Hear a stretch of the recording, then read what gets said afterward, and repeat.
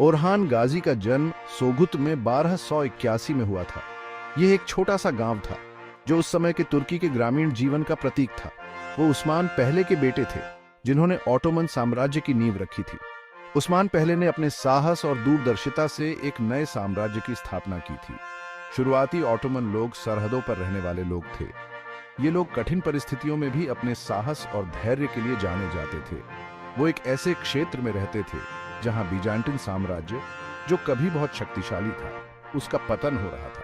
बीजांटिन साम्राज्य के पतन ने ऑटोमन साम्राज्य के विस्तार के लिए नए रास्ते खोले। इस स्थिति ने नए ऑटोमन राज्य के लिए चुनौतियां और अवसर दोनों पैदा किए। ऑटोमन साम्राज्य को अपने अस्तित्व को बनाए रखने के लिए लगातार संघर्ष करना पड़ा। ओरहान एक ऐसे समय में पले बढ़े जब लगातार संघर्ष और विस्तार हो रहा था।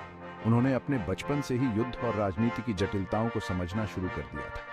उन्हें छोटी उम्र से ही युद्ध कला में प्रशिक्षित किया गया था। उनके प्रशिक्षण में तलवारबाजी, घुड़सवारी और रणनीतिक सोच शामिल थी। उन्होंने खुद को एक कुशल योद्धा और एक सक्षम नेता साबित किया।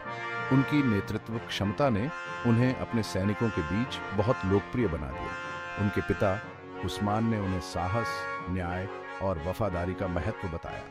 उस्मान ने ओरहान को यह सिखाया कि एक सच्चे नेता को हमेशा अपने लोगों के हित में काम करना चाहिए। ये गुण ओरहान का उनके पूरे शासन काल में मार्गदर्शन करते रहे। ओरहान ने अपने पिता की शिक्षाओं को अपने शासन में लागू किया और ऑटोमन साम्राज्य को और भी मजबूत बनाया। उनके नेतृत्व में ऑटोमन साम्राज्य ने कई महत्वपूर्ण विजय प्राप्त की और एक महान शक्ति के रूप में उभरा। ओरहान का एक बड़ा भाई था जिसका नाम अलादीन था। अलादीन अपनी बुद्धि और प्रशासनिक कौशल के लिए जाने जाते थे। 1326 में जब उस्मान की मृत्यु हुई तो अलादीन छोटी ऑटोमन रियासत के शासक बने। सुल्तान न होने के बावजूद ओरहान ने ऑटोमन साम्राज्य के शुरुआती विस्तार में महत्वपूर्ण भूमिका निभाई। ओरहान ने बीजांटिन साम्राज्य के खिलाफ कई सफल अभियानों में ऑटोमन सेना का नेतृत्व किया। उसने महत्वपूर्ण शहरों और किलों पर विजय प्राप्त की। उनकी सैन्य सफलताओं ने ऑटोमनों के क्षेत्र और प्रभाव का बहुत विस्तार किया। ओरहान की जीत ने उन्हें अपने आदमियों का सम्मान और अपने लोगों की प्रशंसा दिलाई। कुछ इतिहासकारों का मानना है कि ओरहान ने अलादीन के साथ साझा शासन की एक प्रणाली का प्रस्ताव रखा था। ओरहान सैन्य विस्तार पर ध्यान केंद्रित करेंगे। अलादीन उनके बढ़ते राज्य के आंतरिक मामलों का प्रबंधन करेंगे। हालांकि अलादीन ने उत्तराधिकार की एक अधिक पारंपरिक प्रणाली को प्राथमिकता देते हुए इस प्रस्ताव को अस्वीकार कर दिया। अलादीन की मृत्यु के बाद ओरहान 1332 में ओटोमन बेयलिक के एकमात्र शासक बने। उन्होंने विस्तार की अपने पिता की विरासत को जारी रखा। ओरहान के शासनकाल ने ओटोमन इतिहास में एक महत्वपूर्ण मोड़ ला दिया। उसने छोटी रियासत को एक शक्तिशाली साम्राज्य में बदल दिया। ओरहान की सबसे महत्वपूर्ण उपलब्धियों में से एक 1324 में बरसा पर कब्जा करना था। यह विजय केवल एक सैन्य उपलब्धि नहीं थी, बल्कि एक रणनीतिक मास्टर स्ट्रोक भी था। बरसा एक समृद्ध और रणनीतिक रूप से महत्वपूर्ण शहर था। इसकी समृद्धि और भौगोलिक स्थिति ने इसे एक प्रमुख लक्ष्य बना दिया था। यह सिल्क रोड पर स्थित था, जो प्राचीन व्यापार मार्गों में से एक था। इस मार्ग ने पूर्व और पश्चिम के बीच व्यापार को बढ़ावा दिया और डार्डानेल्स जलड मरुमध्य तक पहुंच को नियंत्रित करता था। इस जलड मरुमध्य ने एशिया और यूरोप के बीच एक महत्वपूर्ण समुद्री मार्ग प्रदान किया। ऑटोमनों ने कई वर्षों तक बरसा को घेरे रखा। यह घेराबंदी एक लंबी और कठिन प्रक्रिया थी, जिसमें कई चुनौतियों का सामना करना पड़ा। एक लंबे और कठिन अभियान के बाद उन्होंने आखिरकार इसे अपने कब्जे में ले लिया। यह विजय ऑटोमनों के धैर्य और रणनीतिक कौशल का प्रमाण था। बरसा की विजय ऑटोमनों के लिए एक बड़ी जीत थी। इसने न केवल उनके क्षेत्र का विस्तार किया, बल्कि उनकी शक्ति और प्रभाव को भी बढ़ाया। इसने उन्हें एक महत्वपूर्ण व्यापार मार्ग पर नियंत्रण दिया, जिससे उनकी आर्थिक स्थिति मजबूत हुई। व्यापार मार्गों पर नियंत्रण ने उन्हें अधिक संसाधन और धन प्राप्त करने में मदद की और उन्हें अनातोलिया में आगे विस्तार के लिए एक रणनीतिक आधार प्रदान किया। बरसा की विजय ने ऑटोमनों को अनातोलिया में अपनी स्थिति मजबूत करने का अवसर दिया। सोगुत की जगह बरसा ऑटोमन साम्राज्य की नई राजधानी बनी। इसने ऑटोमनों को एक स्थिर और समृद्ध केंद्र प्रदान किया, जिससे उनका साम्राज्य और भी मजबूत हुआ। भाग 5। ऑटोमन साम्राज्य का विस्तार। यह वह समय था जब ऑटोमन साम्राज्य ने अपनी सीमाओं को बढ़ाने और अपनी शक्ति को मजबूत करने के लिए महत्वपूर्ण कदम उठाए। ओरहान गाजी ने ऑटोमन साम्राज्य का पूर्व की ओर अनातोलिया में विस्तार जारी रखा। उन्होंने अपने पिता उस्मान प्रथम द्वारा स्थापित नींव पर निर्माण किया और साम्राज्य को नई ऊंचाइयों तक पहुंचाया। उसने कई बीजांटिन शहरों और किलों पर विजय प्राप्त की। इन विजयों ने ऑटोमन साम्राज्य को महत्वपूर्ण रणनीतिक स्थानों पर नियंत्रण दिया, जिससे उनकी सैन्य और आर्थिक शक्ति में वृद्धि हुई। उसने कई तुर्की बेयलिकों को भी हराया, उन्हें बढ़ते ऑटोमन राज्य में शामिल कर लिया। इन बेयलिकों का अधिग्रहण साम्राज्य की सीमाओं को और भी विस्तारित करने में सहायक सिद्ध हुआ।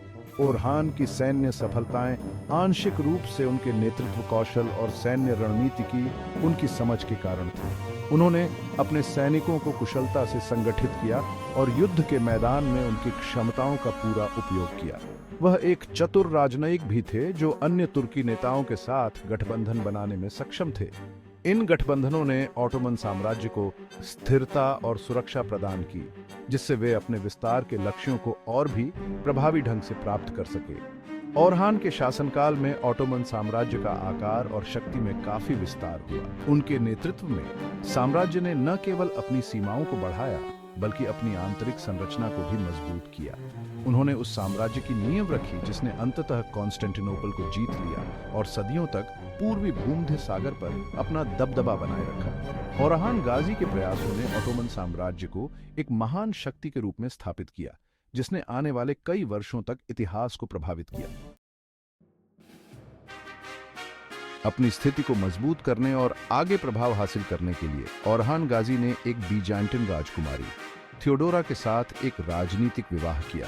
यह विवाह, जबकि मुख्य रूप से एक राजनीतिक गठबंधन था, ऑटोमानों के लिए महत्वपूर्ण प्रभाव डालता था। ऑटोमन दरबार में थियोडोरा की उपस्थिति ने ऑटोमनों और बीजांटिन के बीच घनिष्ठ संबंधों को बढ़ावा देने में मदद की। इसने ओरहान को बीजांटिन राजनीति और संस्कृति में बहुमूल्य अंतर्दृष्टि प्रदान की।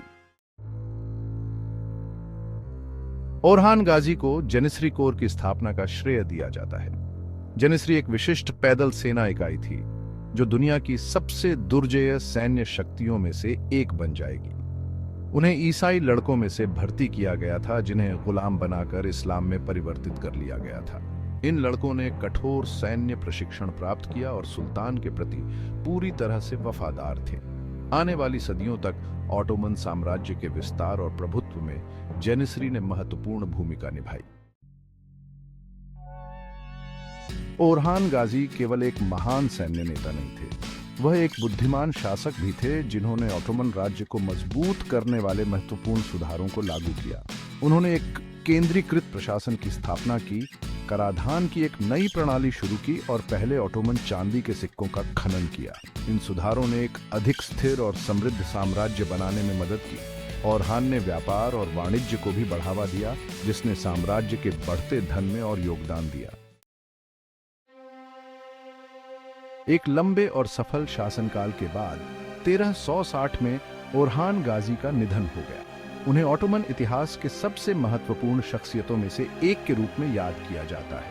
उन्होंने ऑटोमन राज्य को एक छोटी रियासत से एक शक्तिशाली साम्राज्य में बदल दिया। ओरहान की सैन्य विजयों, प्रशासनिक सुधारों और जेनिसरी कोर के निर्माण में ऑटोमन साम्राज्य को विश्व इतिहास में सबसे बड़े और सबसे लंबे समय तक चलने वाले एम्पायरों में से एक बनने की नींव रखी। उनकी विरासत आज भी तुर्की और आसपास के क्षेत्रों में महसूस की जाती है।